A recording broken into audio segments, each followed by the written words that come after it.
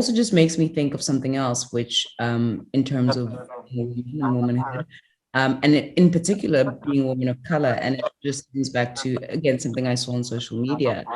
There's been a quote that I've been seeing lately on, and it's actually so it comes up in different ways, but there's one where there's an image and it's a Black woman's hand and she's drowning, and then and there's another person, but they're not helping the woman out of the water. And they're just saying, oh, you're so brave, you're so strong. Like when you're a woman, and especially a woman of color, how so much of who you are is also, and who you expect it to be really, as a Black woman, because of historically, because we've had to be strong, because in our societies there's so much we've had to fight off: oppression, inequality, just so much. And so that now people have kind of normalized it, like, oh no, anything that happens to a Black woman is fine. They're strong, they'll get over it, they'll be okay, which is not the fact. And it's not the case, and it's not okay. And so my question then becomes, how do we stop that? And this the cycle of thinking that, like, just because someone has gone through something and come out okay, that's the way they should just live their lives now, and they do not require or need the help or support from us.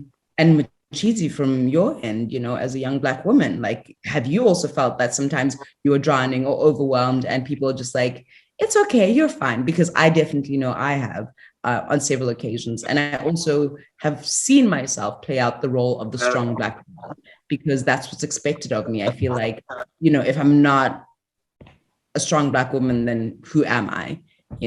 But it isn't fair to my psyche and to the people around me.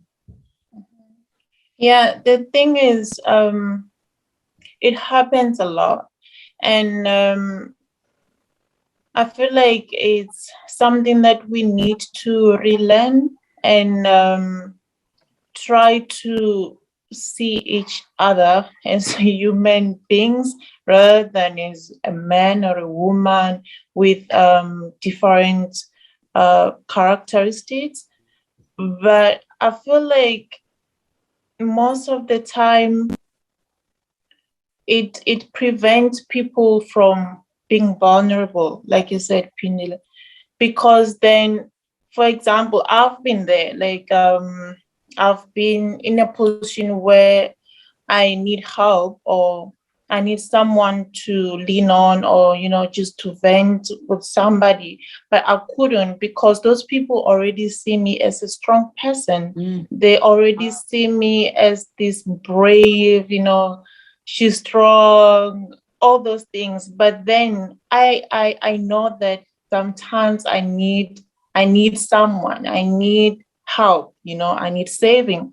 But then when I think, actually, those people, they think you are the strong one, you are the brave one. They are the one who comes to you. And now it becomes a question of what happens then, because now you are in a place where you're alone. And I don't know, it's a sad reality, because we are kind of, or we paint each other as superheroes, and forgetting that we all need each other, and we are all we are people of emotions, we are people of flesh, we feel things, and we need each other.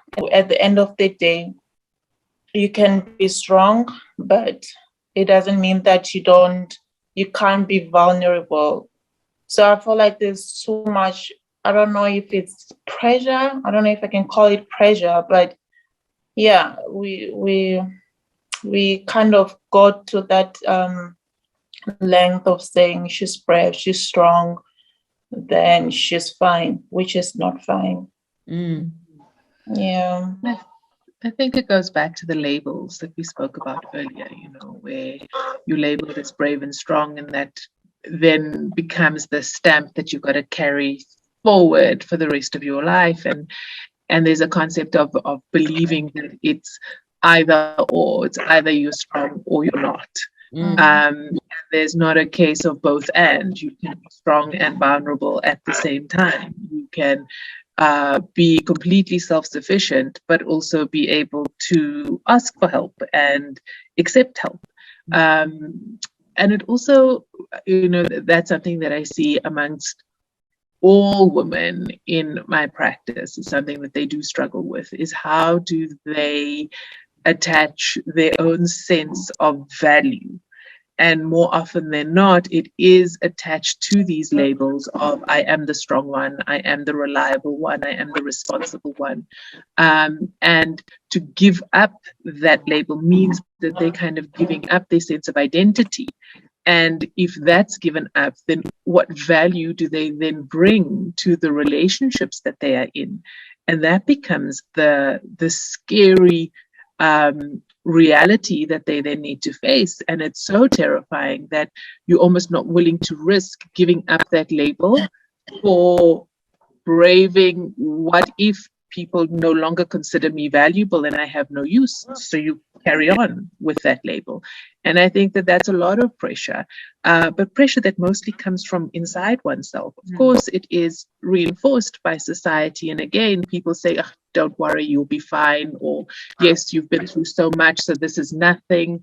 And kind of then reinforcing that idea of, okay, I do need to just carry on being who I am.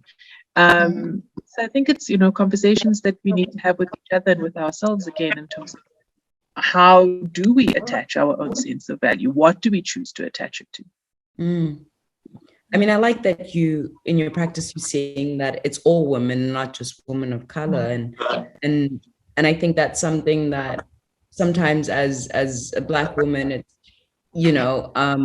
it's easy to see your own pain and to see only your own pain and not see that, other women also feel the same pain and also go through the same hardships of like being told they're strong all the time, or having to play out like the superhero personality in order to feel like they're a woman, or to feel like they're capable. And Christina, I just want to know from your perspective, like, do you feel that pressure? Do you feel like you have to be the strong one as a woman? Do you feel like you have to be the one who's in control all the time, the one who's, and even though when you need help, even in situations when you need help, people are just like, no, you'll be fine, Christina, everything's okay. Do you feel that, or is that not something that you've experienced in your life? No, I think you definitely feel it. I think you definitely feel it. And also, I think as a mother, you put your sort of vulnerabilities, you have to sometimes put them to one side, or you feel that you have to put them to one side because there are others depending on you. And if you just don't have that opportunity, it feels, to be vulnerable. And I think it's a bit of a battle in a funny kind of way, because I sort of, like your identity, like Natasha, you say your identity is attached to, how people see you. And you're like going, but actually that's not how I'm seeing myself right now, And it's that dialogue with oneself and saying, okay, actually, you may see me like this, but trying to have that courage, even to acknowledge it to yourself, that in actual fact you're feeling vulnerable. But I think it takes another step to share that with others. And I've seen that, I think, with COVID, funnily enough, I think that's brought out a lot, where I think we globally have come out of this emotionally scathed. We have all had, I think it has affected us deeply. And I think that it has brought out sides of us that are more vulnerable. It's challenged those sides, and I think we've had to bring those to the fore and share those, because we haven't been able. I know myself, I haven't been able to. I've had to come forward and say, "Hey, I can't do this on my own." Whereas perhaps beforehand I would have like, okay, I'll get on with it, sort of thing, and I do come from a culture of you get on with it, and which I don't think is my daughters have taught me it's not always the right way of looking at things, but I also come from when a job needs to be done, it's like just get it done, But I do think, we need to acknowledge our vulnerabilities, and there's a great strength in that.